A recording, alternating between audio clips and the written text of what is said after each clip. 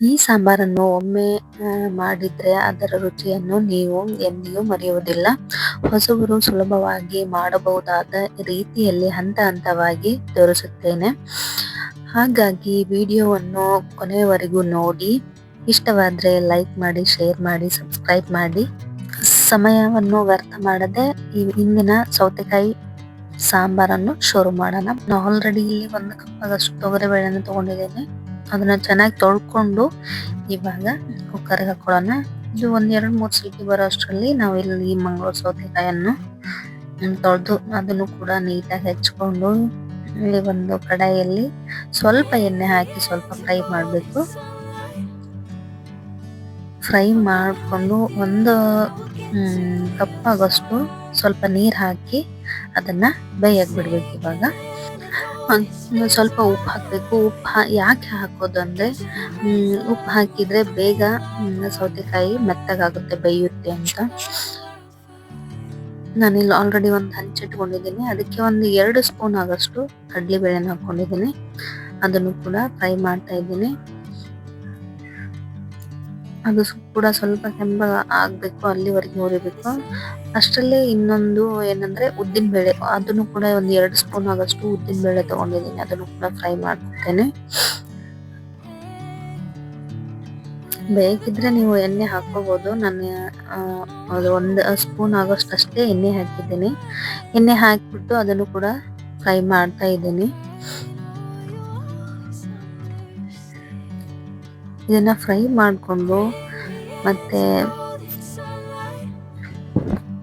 ಒಂದು ಸ್ವಲ್ಪ ಮೆಂತೆ, ಒಂದು ಅರ್ಧ ಸ್ಪೂನ್ ಆಗಷ್ಟು ಮೆಂತೆ ಹಾಕ್ಬೇಕಿಲ್ಲಿ.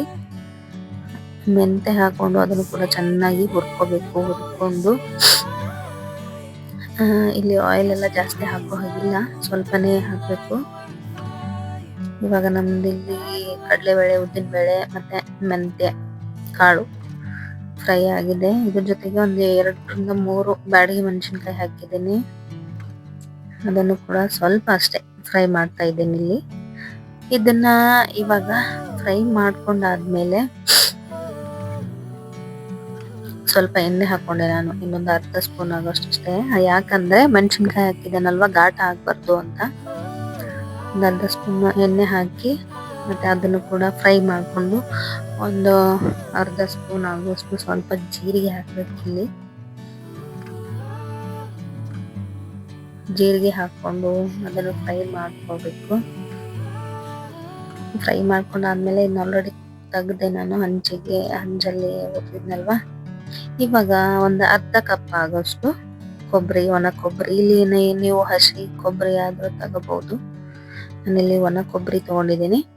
ಅದನ್ನು ಕೂಡ ಸ್ವಲ್ಪ ಫ್ರೈ ಮಾಡ್ಕೊತೀನಿ. ಫ್ರೈ ಮಾಡಿಕೊಂಡು ನೆಕ್ಸ್ಟ್ ಇಲ್ಲಿ ನಾನು ಟೊಮಾಟೊ ತಗೊಂಡಿದ್ದೀನಿ.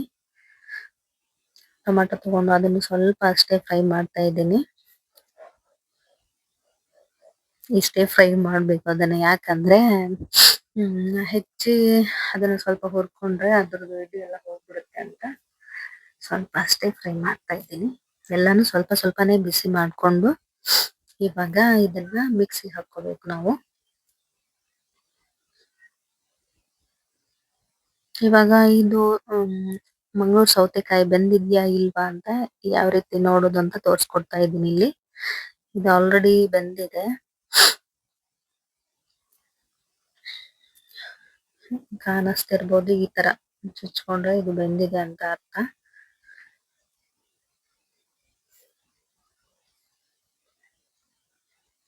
ಅದನ್ನ ಇನ್ನೊಂದು ಒಲೆ ಮೇಲೆ ಬೇಯಕ್ಕೆ ಇಟ್ಟಿದ್ದೀನಿ, ಹಂಗಾಗಿ ತೋರಿಸಿದೆ ನಿಮ್ಗೆ ಯಾವ ರೀತಿ ಬೇಯಿಸಿದ್ರೆ ಕರೆಕ್ಟು ಅಂತ.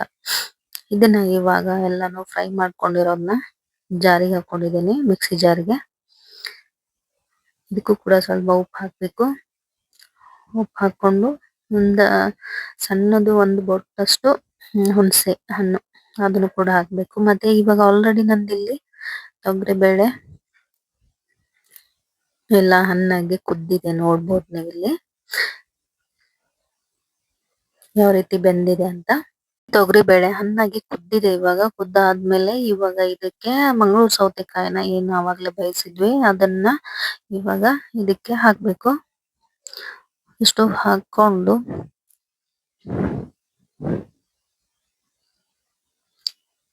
ಇದನ್ನ ಈ ರೀತಿ ಕಲಿಸ್ಕೊಂಡು ಚೆನ್ನಾಗಿ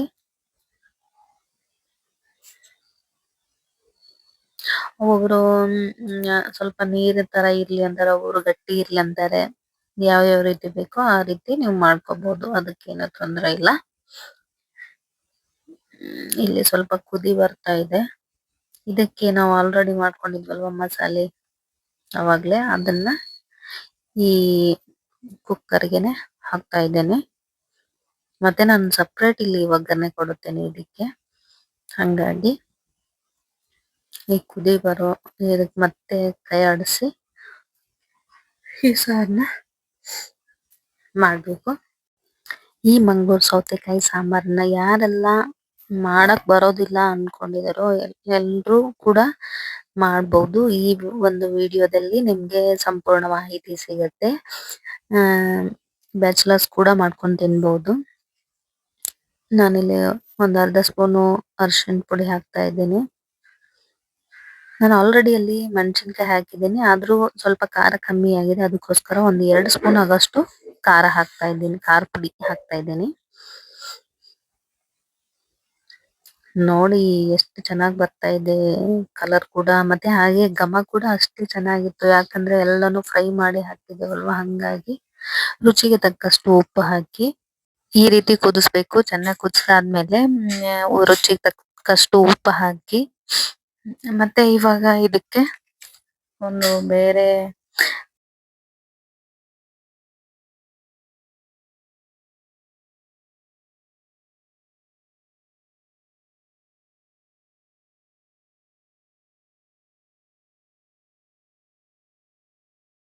ಇನ್ನೊಂದು ಪಾತ್ರೆ ಇಟ್ಕೊಂಡಿದ್ದೀನಿ. ಅದಕ್ಕೆ ಒಂದು 2-3 ಸ್ಪೂನ್ ಆಯಿಲ್ ಹಾಕಿದ್ದೇನೆ. ಮತ್ತೆ ಸಾಸಿವೆ, ಜೀರಿಗೆ, ಕರಿಬೇವು ಹಾಕಿ, ಮತ್ತೆ ಒಂದು 2 ಒಣಮೆಣಸಿನಕಾಯಿ ಹಾಕಿ ಅದನ್ನ ಈ ಸಾಂಬಾರ್ಗೆ, ಮಂಗಳೂರು ಸೌತೆಕಾಯಿ ಸಾಂಬಾರ್ಗೆ ಹಾಕ್ತಾ ಇದ್ದೀನಿ.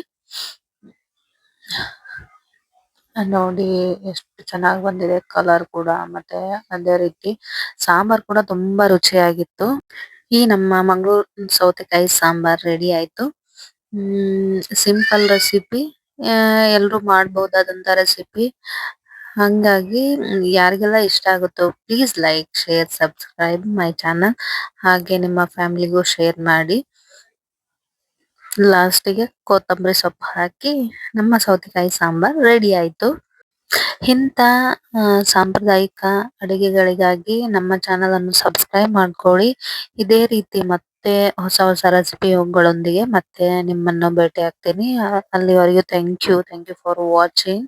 ಫ್ರೆಂಡ್ಸ್ಗೆ, ಫ್ಯಾಮಿಲಿಗೆ ಶೇರ್ ಮಾಡಿ. ಮತ್ತೆ ಭೇಟಿ ಆಗೋಣ ಮತ್ತೊಂದು ರೆಸಿಪಿಯೊಂದಿಗೆ. ಧನ್ಯವಾದಗಳು.